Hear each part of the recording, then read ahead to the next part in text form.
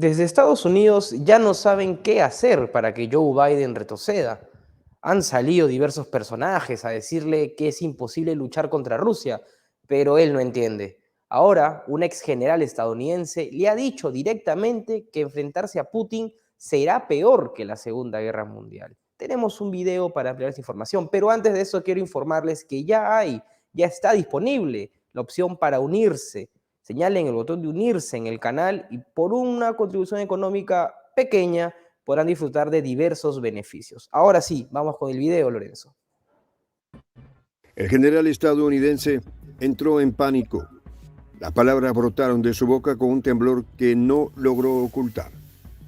Jack King, antaña figura imponente en el ejército de los Estados Unidos, se encontraba ahora ante un abismo que en su larga carrera jamás había imaginado. Desde su oficina en el Instituto para el Estudio de la Guerra, el veterano miraba el mundo con una mezcla de temor y desconcierto. Los acontecimientos que se desarrollaban a nivel global eran, en sus palabras, una amenaza que no se había visto desde la Segunda Guerra Mundial. Para él, era Rusia el mayor de sus temores. Y no solo los rusos, sino también sus aliados. King ha reflexionado sobre la alianza emergente entre Rusia, China, Irán y Corea del Norte. Estos cuatro titanes, cada uno con su propia historia de rivalidad y resistencia contra Occidente, estaban ahora unidos en una coalición que hacía temblar los cimientos de la hegemonía estadounidense. La imagen de estos países, con sus vastos arsenales nucleares y su creciente influencia militar, se proyectaba en la mente del general como una oscura premonición. Rusia, con su vasta extensión y un ejército curtido en conflictos contemporáneos, representaba el coloso euroasiático que había resurgido de las cenizas de la Guerra Fría. China, con su creciente poder económico y militar, era el dragón que desafiaba abiertamente la supremacía estadounidense en Asia y más allá. Irán, con su búsqueda incesante de armamento nuclear, era el espectro del Medio Oriente, mientras que Corea del Norte, con sus pruebas nucleares, se erigía como el monstruo rabioso de la península coreana. Todo esto, por supuesto, desde el pensamiento del Occidente colectivo. En los pasillos del Congreso de los Estados Unidos, los jefes de los servicios de inteligencia compartían la inquietud del general. Sus informes eran claros y alarmantes.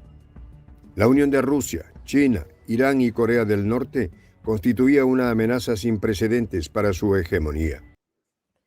Y sí, lo que dice esta persona, este ex general estadounidense, es cierto. A ver, no solamente se rinde ante Rusia, sino también hacia sus aliados, como se ha señalado, China, Irán, en fin, diversos países que por sí solos pueden hacer una guerra importante a nivel mundial, pero que juntos ya pueden ser literal la bomba. Entonces, tenemos a ese ex general diciéndole a Biden, tampoco nada más allá de la realidad, tampoco está diciendo un análisis muy clave, tampoco está haciendo algo, digamos, algo extraordinario, pero sí sirve para dejar en claro cuál es el pensar en Estados Unidos. Están los republicanos, que sin ser santos de nuestra devoción, tampoco ni de la mía personalmente, son gente del todo cuerdas, pero dicen lo que es obvio: ir a un conflicto contra Rusia nos va a ir mal, y ahora sumándole a China, sumándole a Irán, sumándole a Corea del Norte, ya es un despropósito entrar en una guerra. Si Rusia mismo somete a Estados Unidos en el campo de batalla en Ucrania, en Kharkov, en Chasiv Yar, próximamente en Kiev, los ha sacado arrancados de Belgorod, se están vengando por lo que pasó en Sebastopol. Entonces, ¿qué les hace pensar que, sumado a sus aliados militares, económicos, van a hacer algo más allá? Ni Francia, ni Alemania, ni el Reino Unido van a poder salvar a Estados Unidos. Entonces, lo que hacen es decir lo básico: oye, tienes que salir de acá porque si no, nos va a ir fatal, fatal. Pero claro, Joe Biden no entiende, o digamos que los altos mandos no lo quieren hacer entender. Vamos con la siguiente parte del informe. Instituto para el Estudio de la Guerra, King y sus colegas analizaban incansablemente cada movimiento de estos adversarios, tratando de predecir el siguiente paso en este juego mortal de ajedrez. La política de Washington, que había intentado aislar a estos países y convertirlos en parias internacionales, parecía haber fracasado estrepitosamente. En lugar de debilitarlos, había forjado entre ellos una alianza aún más fuerte. Este acercamiento entre potencias, facilitando en gran medida por la presión occidental, se había convertido en el catalizador de una amenaza global. La transparencia era vital en tiempos de crisis, y la falta de comunicación clara solo servía para aumentar la ansiedad y la incertidumbre. Es desconcertante que las autoridades estadounidenses no hablen con franqueza a los estadounidenses sobre la gravedad de esta amenaza a la seguridad del país, expresó King con una mezcla de frustración y resignación. En el campo de batalla de la geopolítica, la guerra no se libraba solo con armas y soldados, sino también con la percepción y el temor. El reconocimiento de un ex general estadounidense sobre el poder y la amenaza de una alianza entre Rusia, China, Irán y Corea del Norte tenía un profundo impacto simbólico en las tropas estadounidenses y de la OTAN. Las palabras de Kim resonaban como un eco sombrío en los corazones de los soldados que ahora contemplan la posibilidad real de enfrentar a un enemigo formidable, dotado de recursos y tácticas que podían cambiar el curso de la historia. La guerra moderna, con sus avances tecnológicos y su alcance global, presentaba un panorama aterrador. Las armas nucleares, que en el pasado habían servido como un disuasivo, ahora parecían ser una espada de doble filo. El acercamiento de Irán al umbral nuclear añadía una capa adicional de peligro. En los corredores de poder en Washington, los debates sobre cómo lidiar con una posible guerra en múltiples frentes se intensificaban. Los estrategas militares, conscientes de las lecciones del pasado, sabían que subestimar a un adversario podía ser un error fatal. Y qué triste puede llegar a ser como los estadounidenses, no los culpo yo, pero claro, como las películas de Hollywood, como las historias tergiversadas sobre cómo, por ejemplo, acabó la Segunda Guerra Mundial diciendo de que Estados Unidos hizo todo cuando se unió solamente al último y fueron los soviéticos quienes llegaron a Berlín, pero es triste como esto, que ellos crecieron pensando esto, que eran los mejores, que eran los más, ¿no? Eran los más bravos en el término militar, se den cuenta que no es así, ¿no? Y sus ex generales salgan a decir que tal vez vivieron la época más gloriosa estadounidense en términos militares, ¿no? Porque hay que decir que en un momento fue la más grande, ahora ya no, pero en un momento lo fue, claro. Y qué desilusión es, ¿no? Salir ahora y decir, oye, no podemos contra Rusia, no podemos contra China, ni contra Irán, ni contra Corea del Norte, no podemos siquiera en África, donde nos han botado a patadas, no podemos en Afganistán, donde nos han botado. Qué triste para ellos salir a decir eso. Pero claro, yo lo que les rescato es la sinceridad dentro de todo. Siempre lo decimos acá, la guerra es lo último que se tiene que llegar, la guerra, una guerra, una tercera guerra mundial probable, ya no la cuenta nadie, y nadie quiere llegar a ese punto, claramente. Entonces, claro, nadie, salvo los estadounidenses, la OTAN, Europa, que realmente no saben qué hacer para seguir mandándole, digamos, estos, digámosle, aviones de papel a Putin para que Putin en un momento reaccione, porque claro, en algún momento va a suceder, si es que sigue así, ojalá que no, pero sí. Entonces, claro, ¿para qué? Para que en la historia quede como el destructor del mundo, para que quede el señor Putin, pero no, señor Biden, señor Macron, señor Scholz, señor Sunak, tienen toda la culpa de esto.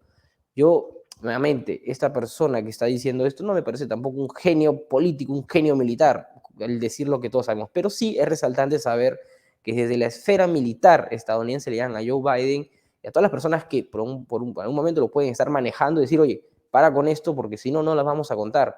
Pero claro, el señor Biden ya está viejo, el señor Biden ya un día más, un día menos viviendo, bueno, en fin, pero claro, los jóvenes, la gente que tiene 40, 50 años, que igual siguen siendo jóvenes para todo esto, claro, ellos no van a vivir, entonces, claro, es demasiado injusto que se vea este punto.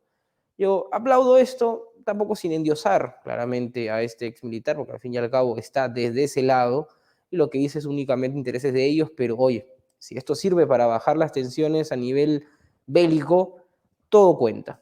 Vamos con la última parte del informe. Llena de ejemplos, donde la arrogancia y la falta de preparación habían llevado a derrotas catastróficas. Para Kim, el reconocimiento de la amenaza era el primer paso hacia la preparación adecuada. Estamos en una encrucijada histórica, declaró en una reunión del instituto. Debemos aprender de las lecciones de la Segunda Guerra Mundial y prepararnos para enfrentar esta amenaza con toda nuestra capacidad. Sus palabras eran un llamado a la acción, una advertencia de que el mundo estaba al borde de un conflicto que podría redefinir el orden global. El simbolismo de esta declaración no podía ser subestimado. En las filas del ejército estadounidense y sus aliados de la OTAN, el temor y la incertidumbre comenzaban a filtrarse. Los soldados entrenados para ser los más fuertes y valientes ahora debían enfrentarse a la realidad de una posible guerra contra una coalición de potencias nucleares. En los cuarteles generales de la OTAN, las discusiones sobre estrategias y tácticas se volvían cada vez más urgentes. La posibilidad de una guerra en el este de Europa, en el mar de China Meridional, en el Golfo Pérsico y en la península coreana, simultáneamente era un escenario de pesadilla. Las Fuerzas Armadas de Estados Unidos y la OTAN estaban extendidas a lo largo y ancho del mundo, y la coordinación de una defensa eficaz contra múltiples amenazas requería una planificación meticulosa y recursos inmensos. Los ejercicios militares conjuntos entre Estados Unidos y sus aliados se han intensificado en los últimos días. Las maniobras en Europa Oriental, diseñadas para disuadir cualquier agresión, eran un recordatorio constante de la proximidad del peligro.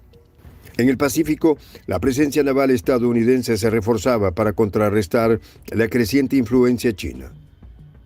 En el Medio Oriente, las bases militares se preparaban para cualquier eventualidad que pudiera surgir del Irán envalentonado. Claro, cuando hablamos de derrotas estadounidenses, hablamos claramente de Ucrania, lo que está pasando ahora, en fin, que ya se ha llevado la atención durante varios años, 2 años, pero no es la única derrota donde está. Le señalaba antes Afganistán, África, en donde está perdiendo, y por mucho Estados Unidos.